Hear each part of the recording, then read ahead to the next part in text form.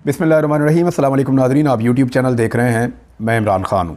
दुनिया भर का मीडिया पाकिस्तान में होने वाले जो इंतखाबात हैं उनके हवाले से सवालात उठा रहा है। मीडिया में बहुत कुछ छप रहा है।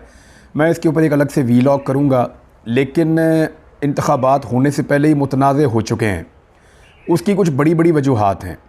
अभी भी पाकिस्तान तहरीक इंसाफ के जो हमायत याफ्ता उम्मीदवार हैं उनकी एक बड़ी तादाद जो है वो इलेक्शन में कंपेन नहीं कर पा रही। बहुत सारे जो हैं वो अरेस्ट भी हुए हैं।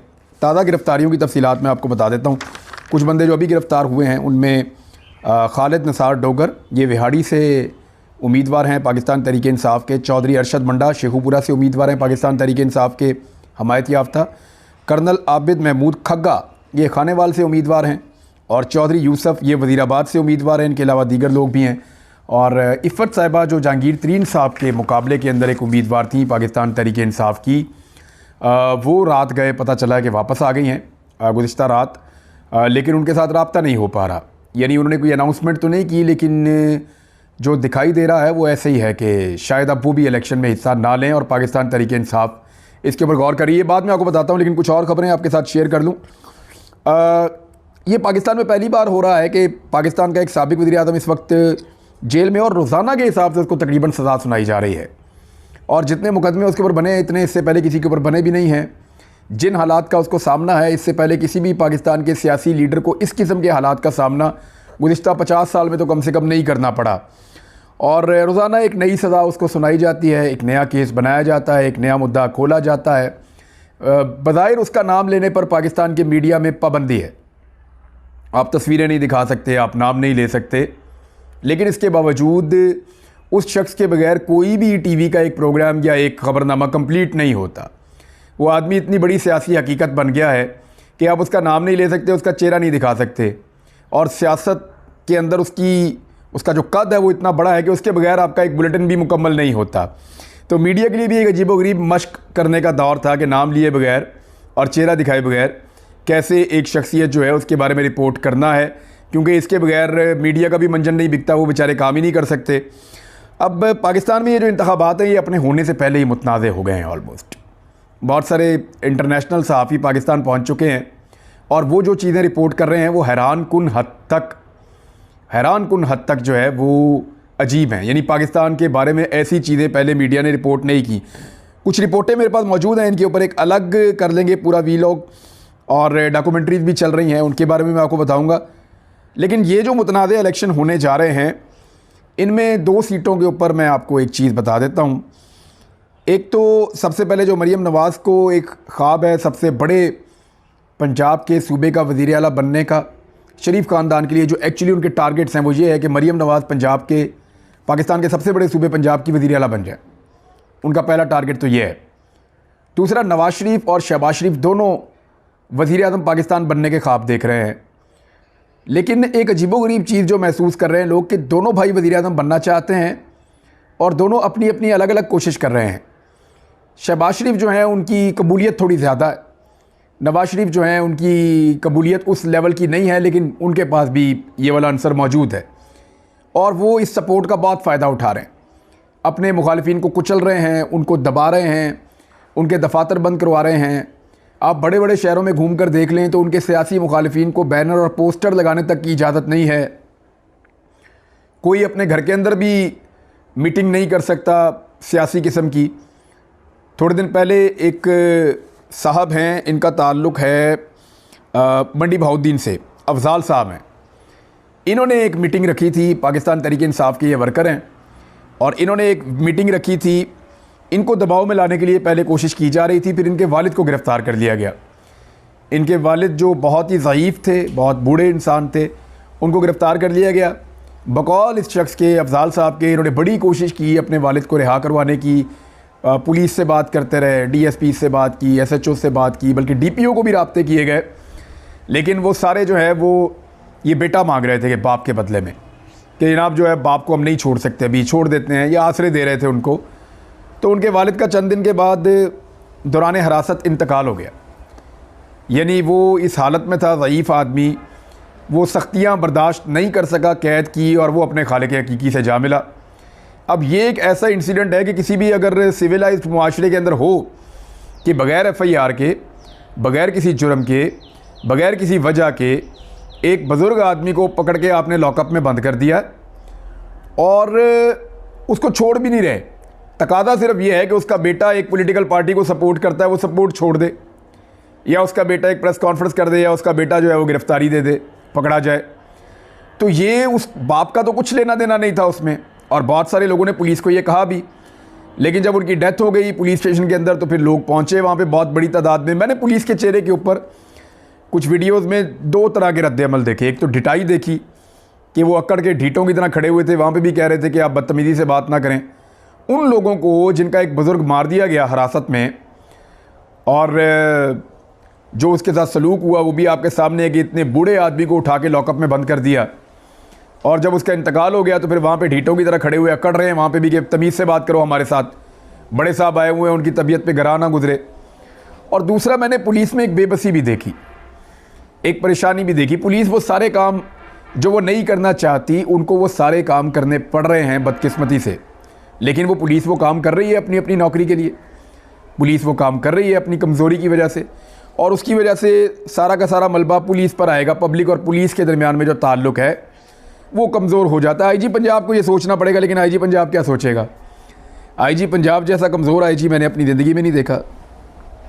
बहुत गलत फ़ैसले किए हैं, बहुत सी गलत चीज़ों को डिफेंड किया है, और लॉ एंड ऑर्डर के बजाय बहुत सारे दीगर मसाइल के ऊपर इनकी तवज्जो रही है। जो सलूक शहरियों के साथ पंजाब पुलिस ने इस आईजी की मौजूदगी में किया, इससे पहले ना हमने कभी सुना ना हमने कभी देखा।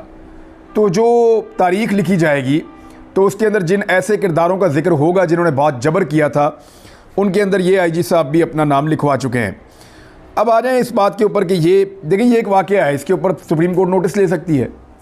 वो पूछ सकती है कि जी आपने एक बुज़ुर्ग को क्यों गिरफ़्तार करके बंद कर दिया था, और सिर्फ इसलिए कि आप इलेक्शन में एक मखसूस उम्मीदवार को जितवाना चाहते हैं, फ़ायदा दिलवाना चाहते हैं, उसके बेटे को सियासी कैंपेन से मना करना चाहते हैं।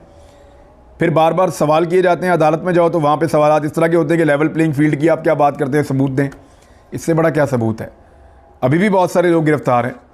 तो अदालत भी ऐसा लगता है कि कादी फ़ायद ईसा साहब की अदालत सुनने के मूड में नहीं है। सुनने के मूड में होती तो कम से कम बुलवा के ये मामला सुन लेती। अब जहांगीर तरीन साहब के लिए अब तक 2 उम्मीदवार तो कन्फर्म बिठाए जा चुके हैं ताकि वो इलेक्शन जीत जाएंगे। उनको 2 जगहों से इलेक्शन लड़ना है जहांगीर तरीन को, और PMLN उनको सपोर्ट दे रही है, नवाज शरीफ साहब। एक उनको इलेक्शन लड़ना है लोधरा से, और एक वो इलेक्शन लड़ रहे हैं मुल्तान से। मुल्तान में उनका मुकाबला है आमिर डोगर से। आमिर डोगर बहुत मुश्किल कैंडिडेट है, वो तो तरीन साहब से हारने वाला नहीं है। और तरीन साहब का गुस्सा इस लेवल पे पहुंचा हुआ है कि वहाँ पे जावेद हाशमी साहब ने आमिर डोगर की सपोर्ट का अनाउंसमेंट किया। हालांकि उससे कोई बहुत बड़ा फ़र्क नहीं पड़ता, लेकिन वो जावेद हाशमी साहब के ऊपर जो है वो छापे शुरू हो गए और उनके लिए ज़मीन तंग कर दी गई। अब तरीन साहब को वहाँ से मुल्तान से जिताना तकरीबन नामुमकिन हो चुका है, जिस तरह की वहाँ कंपेन चली है। आमिर डोगर, इसके वालिद भी आमिर डोगर के वहाँ से पहले इलेक्शन कई दफ़ा जीत चुके हैं, मेयर भी रह चुके हैं। आमिर डोगर ख़ुद यहाँ से 3 दफ़ा इलेक्शन जीत चुके हैं, और ये चौथी मरतबा वहाँ से MNA के कैंडिडेट हैं। पहले MP का भी लड़ चुके हैं, 2 दफ़ा MNA बन चुके हैं। तो अब दोबारा आमिर डोगर वहाँ पे कैंडिडेट है, और ये तगड़ा कैंडिडेट है, ये जहांगीर तरीन के काबू में आने वाला नहीं है। तो इस हल्के से मायूसी होने के बाद ये फौरी तौर पे रुजू करते हैं लोधरा वाले हल्के में, और वहाँ पे इन्होंने पहले एक उम्मीदवार बिठाया जहांगीर तरीन के मुकाबले में, फिर दूसरा उम्मीदवार बिठाया जहांगीर तरीन के मुकाबले में। अब एक खातून उम्मीदवार थी, जैसे ही उन्होंने अपनी तगड़ी कंपेन शुरू की तो उनको मुबैना तौर पर गिरफ़्तार कर लिया गया। पहले वो गिरफ़्तार हो गई खातून, और उसके बाद फिर वो रात गए, सुनने में आ रहा है कि वापस आई हैं, और तब से अब तक उनसे रब्ता नहीं हो रहा। पाकिस्तान तहरीक इंसाफ के लोगों को कहना है कि लगता है वो भी कंप्रोमाइज़ हो गई हैं, या उनको इस कदर दबाव में ले लिया गया है कि वो अब इलेक्शन नहीं लड़ सकती। तो इसके ऊपर पाकिस्तान तहरीक इंसाफ एक नई स्ट्रेटजी बना रही है, लेकिन अभी वो उसको अनाउंस नहीं करेंगे। वो उसको अनाउंस तब करेंगे जब बहुत देर हो गई होगी। यानी जहांगीर तरीन साहब के मुकाबले में जो भी उम्मीदवार आता है लोधरा से, उसको गिरफ़्तार कर लिया जाता है, वो बेचारा कहीं चला जाता है, वापस आता है, आगे कहता है जी मैं तो लड़ नहीं रहा इलेक्शन, वो दस्तबरदार हो जाता है। तो जहांगीर तरीन को अकेले रेस में दौड़ाने की कोशिश की जा रही है कि किसी तरह ये बंदा मेंबर कौमी असम्बली बन जाए, जहांगीर तरीन। और बना कौन रहा है? मुझे अच्छी तरह याद है कि दुनिया TV में मेरा एक फड्डा ये भी हो गया था कि सलमान शहबाज एक दिन अचानक बड़ी फरमाइश करके बीपर के ऊपर आ गए। यानी मैं प्रोग्राम कर रहा था, सलमान शहबाज साहब जो है उन्होंने कहा जी मैंने आना है, और फरमाइश करके मेरे प्रोग्राम के अंदर आ गए लाइव। तो उन्होंने जहांगीर तरीन को चीनी चोर कहना शुरू कर दिया, और पंजाब का सबसे बड़ा डाकू कहना शुरू कर दिया, और अलीम खान को उन्होंने पंजाब का सबसे बड़ा कब्ज़ा ग्रुप कहना शुरू कर दिया। तो मैंने उस दिन सलमान शहबाज से कहा था कि अगर ये दोनों कब्ज़ा ग्रुप और डकैत और बहुत बड़े लूट मार करने वाले लोग हैं, लुटेरे हैं, तो आपके वालिद वज़ीर आला पंजाब हैं और आपके ताया वज़ीर आज़म पाकिस्तान है, आप इन्हें पकड़ क्यों नहीं लेते? तो उसका जवाब उन्होंने अब दिया जाके, बजाय इन दोनों को पकड़ने के इन दोनों को अपनी पार्टी में शामिल कर दिया और इन दोनों के साथ इंतखाबी इत्तेहाद करके इनके साथ मिलकर इलेक्शन भी लड़ रहे हैं। यानी इमरान खान के ख़िलाफ़ जो पूरा का पूरा बयानिया होता था PMLN का, वो यही होता था कि जहांगीर तरीन और अलीम खान बहुत बुरे हैं।